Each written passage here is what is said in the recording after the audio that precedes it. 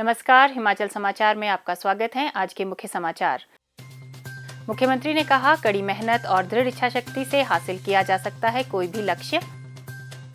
NSUI के कार्यक्रम में शामिल हुए मुख्यमंत्री। पंचायती राज संस्थाओं के प्रतिनिधियों ने मुख्यमंत्री से की भेंट। मुख्यमंत्री ने कहा, नशे की समस्या को रोकने में सक्रिय सहयोग करे प्रदान। मुख्यमंत्री ने कहा, FRA प्रावधानों के अंतर्गत सड़कों के नियमितीकरण के लिए समीक्षा याचिका दायर करेगा वन विभाग। और अब समाचार विस्तार से। हिमाचल प्रदेश विश्वविद्यालय शिमला में गत सायं छात्र संगठन NSUI द्वारा आयोजित व्यवस्था परिवर्तन एक संकल्प आगाज नए युग का कार्यक्रम की अध्यक्षता करते हुए मुख्यमंत्री ठाकुर सुखविंदर सिंह सुक्खू ने युवाओं को कड़ी मेहनत करने के लिए प्रोत्साहित किया। उन्होंने कहा कि दृढ़ संकल्प और इच्छा शक्ति से जीवन में कोई भी लक्ष्य हासिल किया जा सकता है। उन्होंने कहा कि हिमाचल प्रदेश विश्वविद्यालय में पढ़ने वाले विद्यार्थियों में आत्मविश्वास की कोई कमी नहीं है और वे जीवन में कोई भी लक्ष्य हासिल कर सकते हैं। इस यूनिवर्सिटी में विश्वास है, इस यूनिवर्सिटी में आत्मविश्वास है, इच्छा शक्ति यहाँ अपने आप आपको ताकत देती है। अगर आप दृढ़ इच्छा कर लेंगे तो कोई भी चीज आपसे दूर नहीं है। मैं एक आम परिवार से निकलकर मुख्यमंत्री बन सकता हूं, तो आप भी कल आने वाले समय में जो व्यक्ति राजनीति में आएगा, MLA बन सकता है, मुख्यमंत्री बन सकता है, प्रोफेसर बन सकता है, साइंटिस्ट बन सकता है। इसलिए युवा पीढ़ी से मैं कहना चाहता हूं, छात्र संगठन किसी में भी हो, आप किसी भी छात्र संगठन में हो, चाहे ABVP में हो, चाहे NSUI में हो, चाहे आप SFI में हो, आपको हर छात्र संगठन कुछ ना कुछ देकर जाता है। ऐसा नहीं है, कुछ ना कुछ सीख होता है, टीम वर्क होता है, काम करने की लगनशीलता होती है। इसलिए मैं आपसे ये कहना चाहता हूं, जो हमारे फैसले हैं उसमें युवा साथियों का साथ चाहिए। निश्चित तौर पर आपका भविष्य उज्जवल होगा। इस यूनिवर्सिटी से निकले छात्र पूरे हिंदुस्तान की राजनीति में कहीं ना कहीं टॉपर है। अगर SFI के छात्र संगठन से कोई निकला तो राष्ट्रीय स्तर का पूरे हिंदुस्तान का नेता रहा। ABVP के छात्र संगठन से निकला, चाहे जैसे जगत प्रकाश नड्डा जी है, वो पूरे हिंदुस्तान के भारतीय जनता पार्टी के अध्यक्ष हैं। हम आपके मुख्यमंत्री और 11 MLA यहाँ के बैठे हैं। और कई बार टिप्पणी की जाती है हमारे लोगों द्वारा, जो यूनिवर्सिटी में नहीं रहे, जो 30 साल से हमारे साथ संघर्ष करते आए हैं। भारतीय जनता पार्टी वाले कई बार टिप्पणी करते हैं, मित्रों की सरकार। भाई 30 साल से मित्र ही होंगे जो MLA जीत कर आए, कोई दुश्मन होंगे? उन्होंने कहा कि राज्य सरकार के 2 वर्ष के कार्यकाल में राज्य में कई बदलाव आए हैं, जिनका सकारात्मक परिणाम प्रदेश के लोगों के जीवन पर पड़ रहा है। 11 दिसंबर 2022 को जिस दिन मैं मुख्यमंत्री की कुर्सी पर पहुंचा,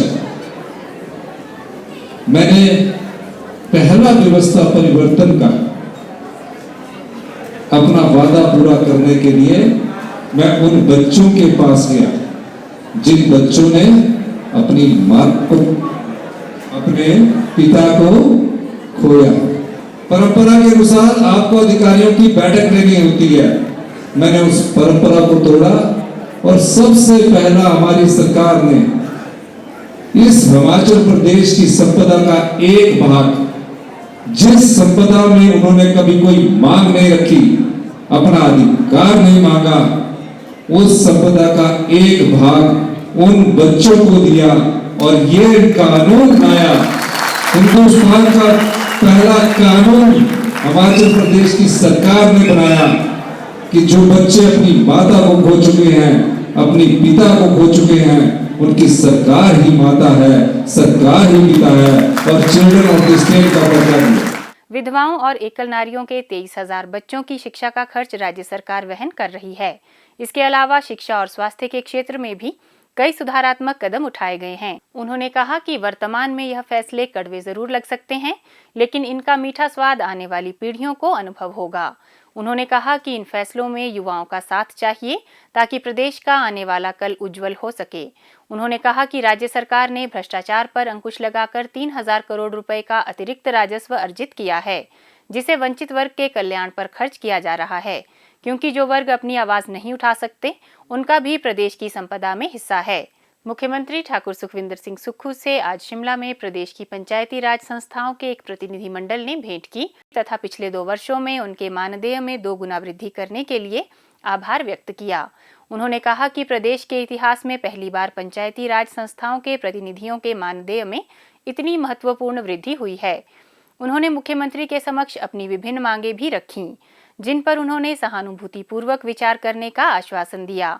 इस अवसर पर मुख्यमंत्री ने कहा कि ग्रामीण क्षेत्रों के विकास में पंचायती राज संस्थाओं की महत्वपूर्ण भूमिका है। उन्होंने कहा कि पूर्व प्रधानमंत्री राजीव गांधी ने संविधान में ऐतिहासिक 73वें तथा 74वें संशोधन के माध्यम से पंचायती राज संस्थाओं में महिलाओं के लिए 33% आरक्षण सुनिश्चित किया था। इस ऐतिहासिक कदम से महिलाएं सशक्त हुई हैं तथा प्रदेश के विकास में उनकी सक्रिय भागीदारी सुनिश्चित की है। मुख्यमंत्री ने कहा कि वर्तमान राज्य सरकार ग्रामीण क्षेत्रों में रहने वाले लोगों के उत्थान को प्राथमिकता दे रही है तथा इस संबंध में अनेक कदम उठाए गए हैं। हमने मनरेगा में हमारी सरकार ने अपनी तरफ से 80 रुपए 2 साल में बढ़ाए। हमारे पास संपदा होती है ना, जिसको बोलते हैं धन, जिस तरह पंचायत में बजट आता ना, इसलिए मैं आपको समझाना चाहता हूँ, वो संपदा हम आपको दे रहे हैं क्योंकि उसमें आपका भी अधिकार है, इनका गाँव में बैठे हुए हर व्यक्ति का अधिकार है। अब हमने 3 चीजें की है जो बहुत आपके जीवन में आर्थिक समृद्धि ला सकती है।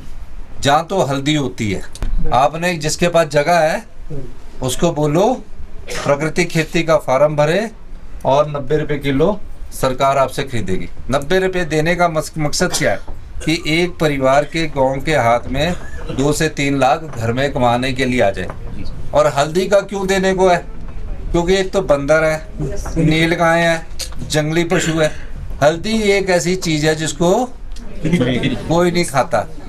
दूसरा हमने कहा है प्राकृतिक खेती के लिए कि आप 60 रुपए किलो, जो जहाँ गेहूं होता है, अगर गोबर से गेहूं करेंगे, सिर्फ 1 फुट की मिट्टी निकालेंगे अपने खेत से और उसके बाद गोबर डालेंगे, और अगर आप गोबर से आधारित गेहूं पैदा करेंगे, गोबर से आधारित मक्की पैदा करेंगे, इस बजट में किसानों के लिए और गांव के लोगों के लिए 40 रुपए किलो मक्की सरकार खरीदेगी और 60 रुपए गेहूं खरीदेगी। चौथा, पंचायत प्रधानों को, जितनी महिला मंडल है, जितने युवक मंडल है, इस बार जंगल लगाना आपने, उस जंगल का 2 बीघे में हम 1 लाख रुपया देने जा रहे हैं। आपको कितना देने जा रहे हैं? 1 लाख। उसमें से जिसके 50 पौधे बचेंगे ना, 100 में से 50 तो चले जाएंगे, बाढ़ भी लगाएंगे।